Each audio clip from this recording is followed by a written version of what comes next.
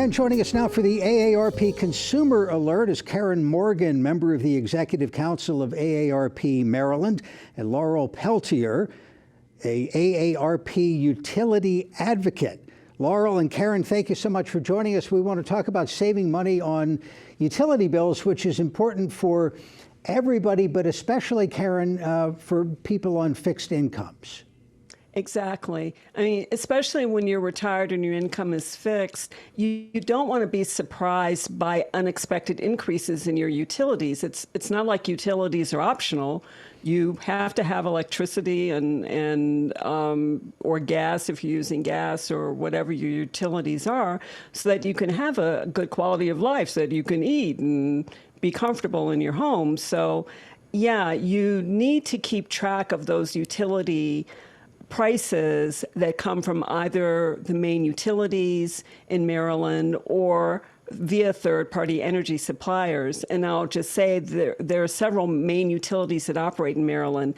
Pepco, that operates mostly in the D.C. area, BG&E, that operates mostly in Baltimore City and the surrounding suburbs and counties in or near Baltimore City, Delmarva Power, that operates mostly on the Eastern Shore, SMECO, or Southern Maryland Energy Cooperative, that operates in Southern Maryland, and then Potomac Edison Company, which operates mostly in Western Maryland.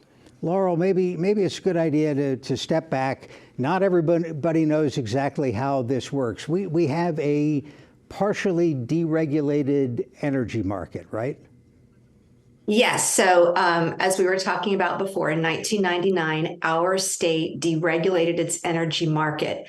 And for everyday consumers, the way we see that is we can choose between our regulated utility as a supplier of electricity and gas, or these third-party suppliers. And you might recognize them.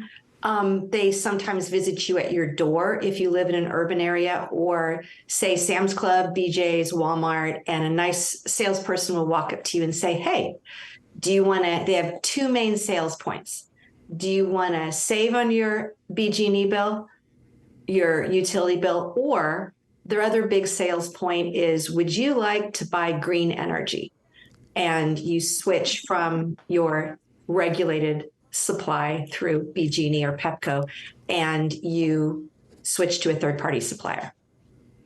And what are the pros and cons of doing that? I think the pros are for people who are, I call them super organized people that like energy, understand energy rates, track contracts. There is a slight opportunity to save on your utility bill. By and large, though, the data is extremely clear. Since 2010, the majority of us aren't very good at any of those things. And in our state, consumers have spent $1 billion more for choosing third-party energy, electricity, and gas. $1 billion more? That's unbelievable. How do they wind up paying so much? The primary reason is that while the sale seems just like I'll just sign my name on an e-tablet, consumers are actually signing a pretty long contract that is generally a teaser rate, one of those low promo rates that quietly changes to a variable rate. Variable means it can change at any time. And what everybody who's watching this needs to know is that third-party energy rates are not regulated by our Public Service Commission like BG&E and Pepco rates. So you've basically given away many, many consumer protections by checking that box off at Sam's Club and really setting it and forgetting it and not tracking the contract, which sounded neat. It was maybe half a penny lower when you bought it, and 3, 6, 12 months later, you're paying rates that are super high. And to be honest, very, very few people can tell me what supply rates are. There are 10 cents right now for electricity. Supply is running around 50 to 75 cents for gas. That changes every month. So a very unique law that opened up a lot of openings for some pretty deceptive practices. And the data shows people aren't getting it and they're overpaying on their energy bills. So at AARP, we've had a campaign for 2 years that's just check your bill. Just put it on your to-do list. Check your utility bill. If you don't get it, talk to a child, a junior warden at church, anybody good with numbers. Just pull out your actual bill, not just the summary on your e-billing, and check your bill for third-party suppliers. So, all right, that's a convoluted looking bill. Where do you look on there? What are you looking for? so this is my BG&E utility bill. And if you look to the right of the circles, that's electricity and gas. Right here is your supplier, and it should read, well, it's either going to read BG&E, or if you see any other energy company name on here, the big ones are Constellation, Direct Energy, Just Energy, Tomorrow Energy, IDT Energy. You get it. That means that your account has been switched to a third-party supplier. Karen, do you know anybody who has switched? I'll admit that, and actually I don't think I'm admitting anything. It was a good deal. I took an offer for airline miles, and the deal was it was going to be a fixed rate for a period of 3 months, at which point you could switch back to the default utility rate, which I did. So my takeaway was I got some airline miles, and you know, I've done enough reporting on it to know that you got to be really wary of the variable rates. Yes, I know someone who was almost caught in this trap, and that would be me, Jeff, because I'll never forget one day when I was distracted doing something else, and two angelic-faced-looking salespeople showed up at my front door and said, well, gee, would you like to have greener energy? And, you know, maybe you can change to our third-party supplier. And I was like, oh, that sounds like a great idea. And as I was walking back to my computer, it suddenly hit me, what am I doing?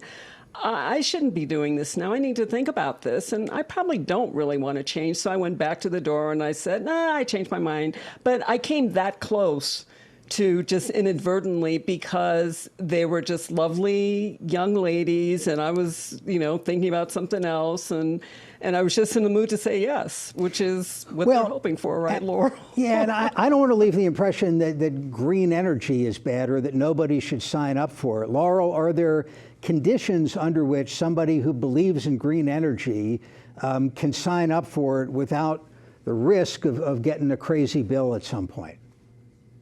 There's two things to know about green, renewable, third-party supply. The first thing to know is all of these variable rate issues exist on green energy supply.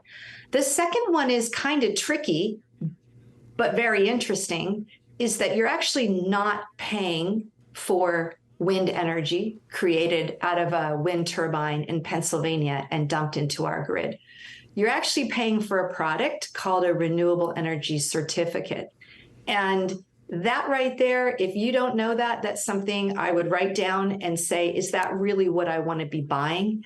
And they're not local renewable energy certificates. They're actually, the majority of them, like 99%, are cheap renewable energy certificates from Texas, wind farms built 20 years ago. So it's a product that sounds great and could be great if it was regulated better and standardized, but it's often not what people think. And what's more important, Jeff, that's not what they were marketed. Believe me, I've been doing this for a while. They were sold, hey, you're buying renewable electricity. And that's just not the case. So, Laurel, before we go, there was one other point I wanted to be sure to get to, and that was your advice to never show the salesperson your actual utility bill. Why is that? So in order to switch, a salesperson needs to find this little teeny choice ID. As you can see, I've marked mine out. A choice ID is almost like the social security number of your utility account. Suppliers need that number in order to switch your account from regulated to a supplier.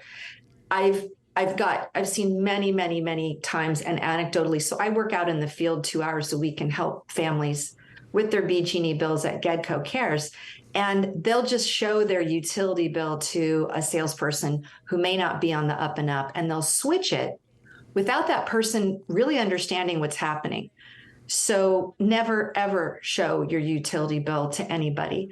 Because once your number's out there, just so you know, many of the salespeople that come to your door, they actually work for multiple companies. They're outsourced direct sales folks from Baltimore. Baltimore City is the real target here. There's vast data that shows these door salesmen focus on low-income zip codes in our state, and they are charging a lot more to low income. So there's a lot of room for improvement in this market. Karen, what's the best way for viewers to get more information on this whole field of energy choice? Well, you can certainly go to aarp.org and look for resources. AARP advocates on behalf of consumers. We make sure that we try to make sure the utilities are billed in a fair and transparent manner. You can also contact the customer service line for your particular utility. Pepco has one, BG&E has one, the other utilities have one. And one other thing I want to point out, Jeff, is that here's a big difference between the third-party world and the regulated utility world. As somebody who gets her energy from a regulated utility, if my utility, which happens to be Pepco, wants to change its rates, there are hearings. There's a determination by the Public Service Commission as to whether Pepco gets that authority to raise my rates, and then I get the rate. That's it. I don't have a choice about paying that rate as long as I'm in the Pepco services area. But there are hearings and there's fair notice about that. With a third-party energy supplier, once that contract ends, and like Laurel said, if you've signed up inadvertently for variable rates, that rate could change and you may not be aware of it at all. And there are no hearings, there's no discussion, it's just the rate, and that third-party supplier will charge what they think the market will bear. So unless you change that supplier, then you're going to be getting that rate. Very good. Karen Morgan, Laurel Peltier with AARP Maryland. Thank you both for your time. We appreciate it. Thank you, Jeff. You're welcome. Thanks.